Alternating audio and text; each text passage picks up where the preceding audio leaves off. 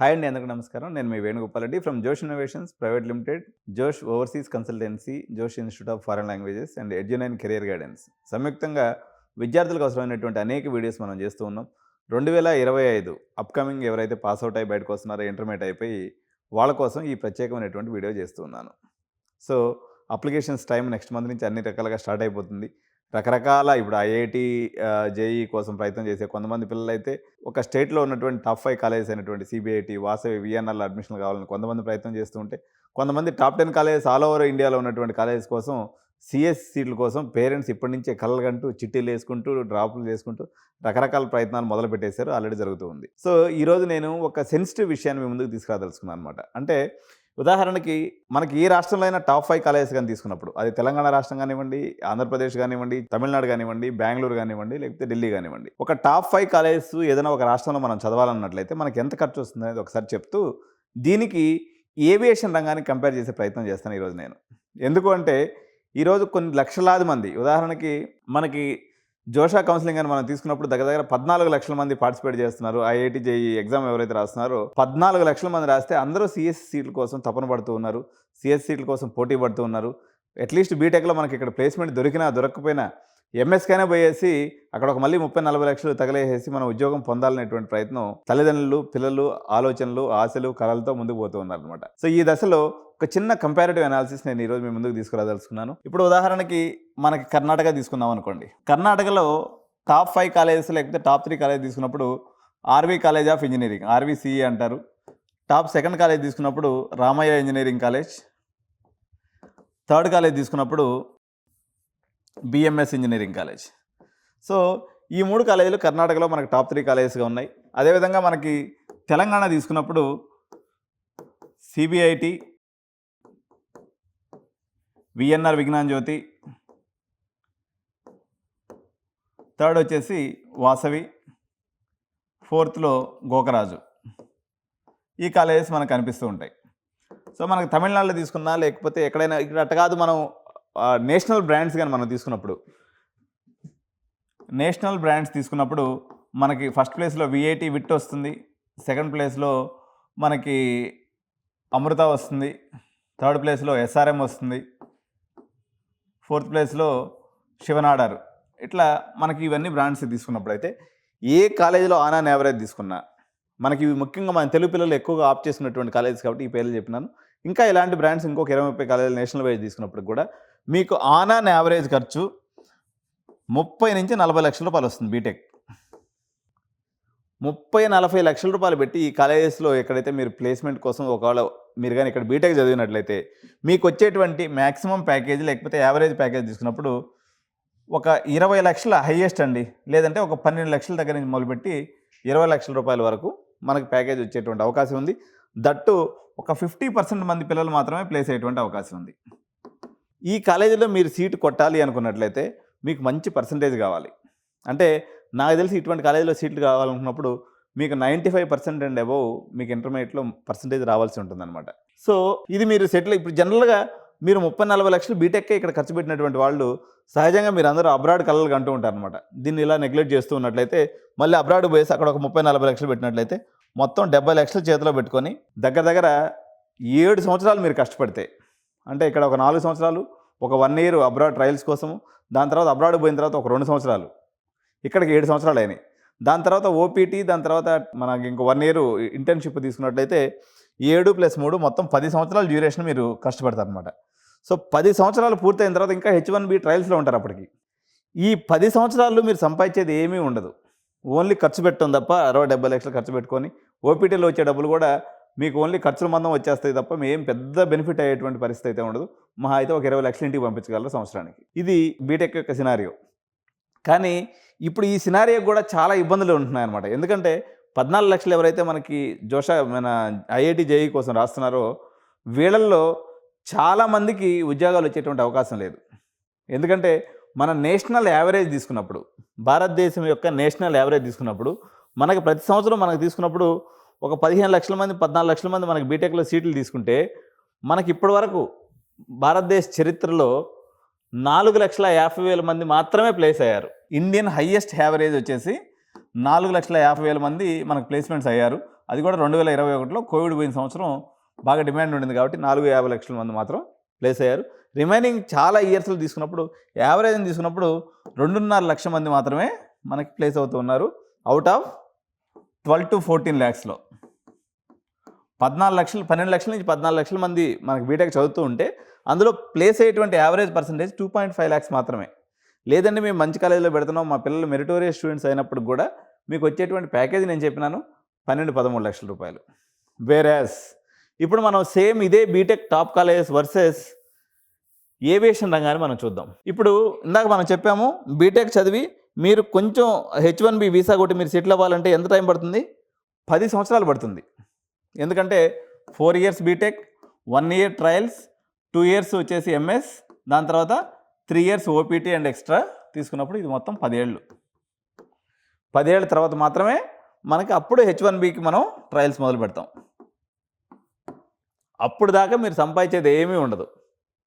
పోనీ H1B మొదలుపెట్టి H1B వచ్చిన తర్వాతైనా మీరు ఇంటికి పంపించగలిగేటువంటి మ్యాక్సిమం అమౌంట్ ఒక 40 lakhs వరకు ఇంటికి పంపించగలరు మీకు మంచి జాబ్ వస్తే సంవత్సరానికి.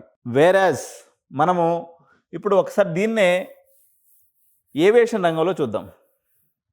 43 లక్షల రూపాయలు మీరు 17వ సంవత్సరం మొదలుపెట్టిన తర్వాత, అంటే ఇంటర్మీడియట్ అయిపోయిన తర్వాత మొదలుపెట్టిన తర్వాత 2 సంవత్సరాల పాటు ఈ 43 లక్షలు కానీ ఖర్చు పెట్టినట్లయితే 2 సంవత్సరాలు అయిపోయిన తర్వాత మీకు స్టార్టింగ్ శాలరీ 2.5 lakhs వస్తుందండి.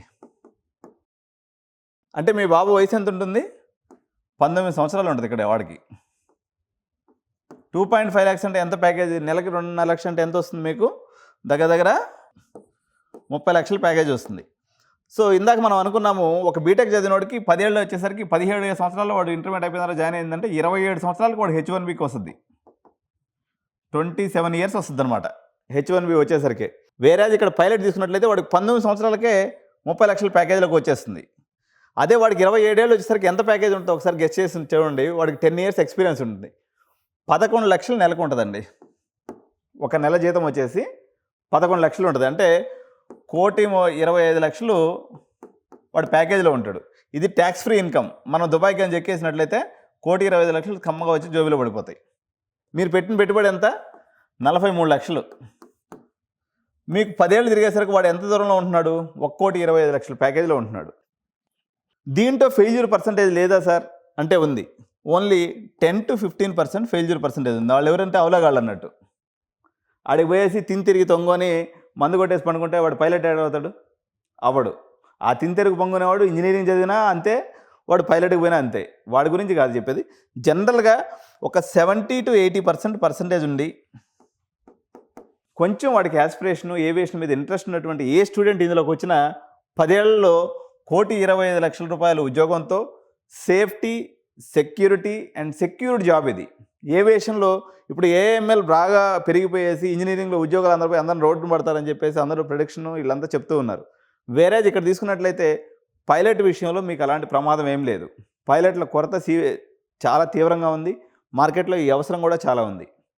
మోరోవరు మీరు ఇంజనీరింగ్ చదివితే కోట్లింగాల్లో బోల్డింగం, అంటే లక్షల మంది ఇంజనీర్స్లో మీరు ఒక ఇంజనీర్గా మిగిలిపోతారు. అదే మీరు ఒక పైలట్ అయ్యారనుకోండి, మీకు ప్రత్యేకమైనటువంటి రెస్పెక్ట్ అనేది మీకు సమాజంలో మీకు దొరుకుతుంది.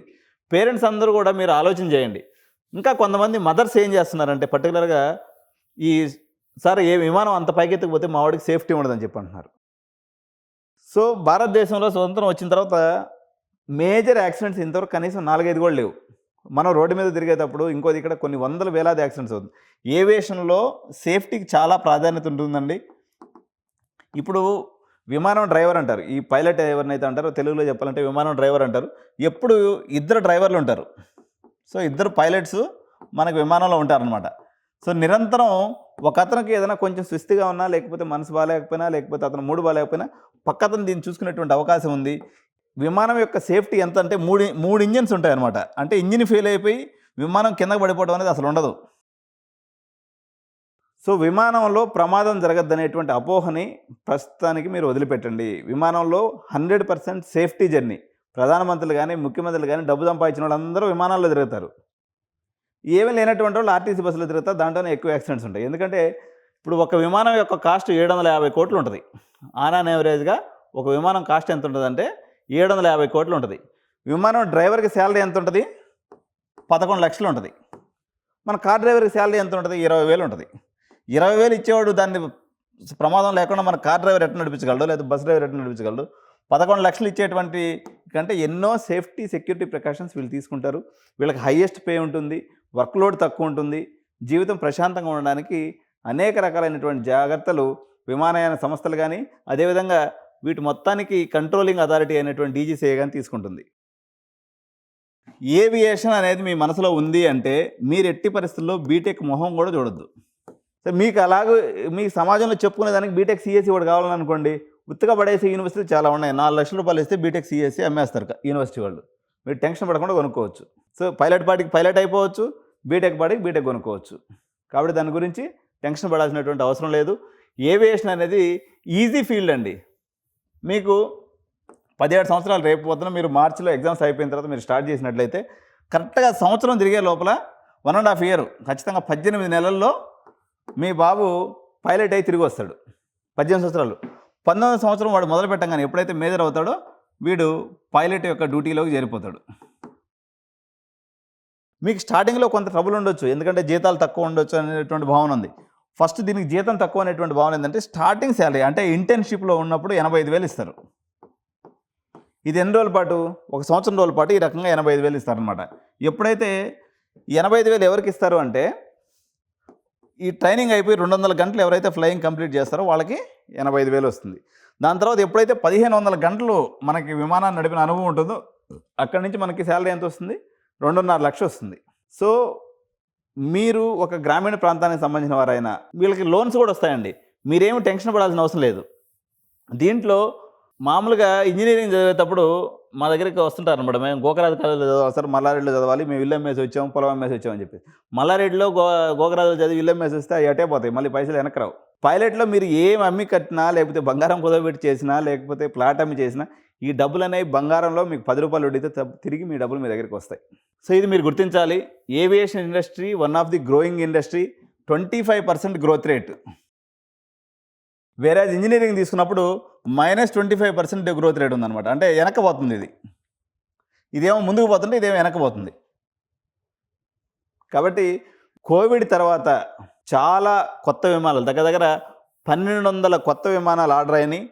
సో ఇవన్నీ విమానాలు కానీ వచ్చినట్లయితే విపరీతమైనటువంటి ట్రాఫిక్. ఈరోజు మన ఎయిర్ అంబులెన్సెస్ అని వస్తున్నాయి, ఎయిర్ ట్యాక్సీస్ అని వస్తున్నాయి అనమాట. ఎయిర్ ట్యాక్సీస్ అంటే మనం ఎయిర్పోర్ట్ నుంచి మనం కొంపల్లి పోయేదానికి ఒక సపరేటు మనం ఎయిర్ ట్యాక్సీ బుక్ చేసుకోవచ్చు. ఒక 4,500 ఇస్తే అది తీసుకొచ్చి కొంపల్లి దించేసి వెళ్ళిపోతాడు. చిన్న ట్యాక్సీ అన్నట్టు ఇది. ఇట్లాంటి ఇప్పుడు ఢిల్లీలో, ముంబైలో, కలకత్తాలో, మెట్రోపాలిటన్ సిటీస్లో నెక్స్ట్ 5 ఇయర్స్లో వచ్చేటువంటి అవకాశం ఉంది. సో దేనికి పైలట్ల అవసరం అనేది తీవ్రమైనటువంటి పరిస్థితి ఉంది. సో ఈ డిమాండ్ దృష్టిలో పెట్టుకొని ఎవరైతే ఏవియేషన్ ఇంట్రెస్ట్ ఉంటారో వాళ్ళు తప్పనిసరిగా మా ఎడ్యు9 ఛానల్ సంప్రదించినట్లయితే మీకు 43 lakhsలో డ్యామ్ షూర్గా మీకు ఫ్లయింగ్తో సహా అయిపోతుంది. సార్ మరి కొంతమంది చెప్తున్నారు 1 కోటి రూపాయలు ఖర్చు అవుతుందని చెప్పి. ఉంటారండి ఇంజనీరింగ్ కాలేజీలు కూడా సంవత్సరానికి 50,000 దగ్గర నుంచి సంవత్సరానికి 50 లక్షల దాకా పెట్టేటువంటి ఆలోచనలు కూడా ఉంటాయి. మనకు శక్తి కొద్దీ మనం చేసుకునే దానికి అవకాశం ఉంటుంది. మంచి కాలేజీలో ఈవెన్ యూఎస్కి పంపించి మీరు పైలట్ చదివినప్పుడు కూడా 60 lakhs to 70 lakhsలో మీకు ఫ్లయింగ్ అనేది కంప్లీట్ అయిపోయి మీ CPL licence, commercial pilot licence అనేది మీ చేతికి వస్తుంది. మరిన్ని వివరాల కోసం ఎడ్యు9 ఛానల్ని సబ్స్క్రైబ్ చేయండి, మమ్మల్ని సంప్రదించండి. Thank you so much. By by.